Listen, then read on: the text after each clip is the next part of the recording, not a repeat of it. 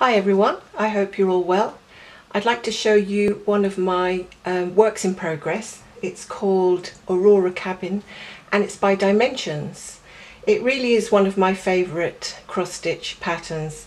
As you can see, I've got quite a way ahead with it. Now it really is a lovely design and it's worked on 16 count Ida.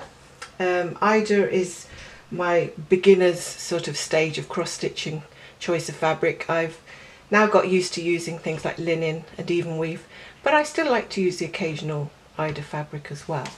This comes in a lovely kit and you can get everything that you need in the kit. You'll get every thread that you need. You will also get the charts and you'll get the Ida and even a needle, so you can start work straight away. The only thing I can say about this particular cross-stitch design is that it does tend to have a lot of threads used in a stitch.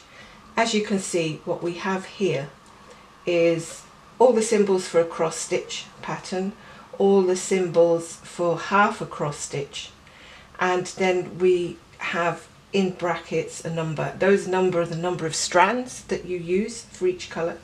So we're talking about one stitch having maybe 2 strands in use, another stitch having 3 strands in use. There's another symbol going down here that has 6 strands in use. I crossed it off and put a 5 because I was too scared to use 6 in case I damaged the fabric, but I've since realized that it's fine. I've used 6 and it seems to be okay. So it is a bit tricky, I will tell you. So if you're thinking of doing a dimensions pattern, and I've done a couple of them, they do tend to like using multiple strands.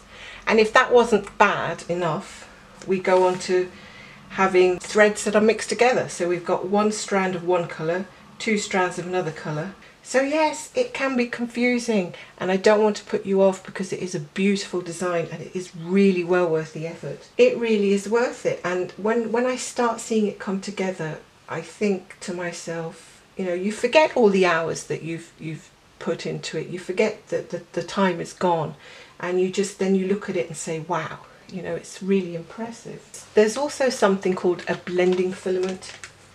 Now some people get a bit desperate about using these, but they add a little sheen. You'll see that I've put some blending filament over these stitches here. It really adds a lovely effect, and I think it's best not to use it too much. It's just supposed to be there for the added benefit of having that little effect, because too much of a good thing is a bad thing, right?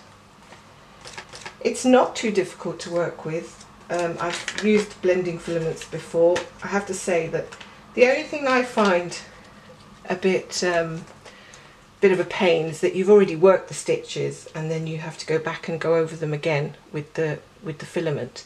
So you think to yourself, oh, I have to do these stitches twice. But as I said, there isn't that many of those stitches in this design, so it's not going to take a long time. What does this design make me think about? Well, it reminds me of nature, the spectacular scenery that we have on our earth. I have not seen the aurora lights, but it's on my bucket list, and you know, just even working this pattern gives me a sense of discovery, and I'm kind of there in a cross-stitchy way.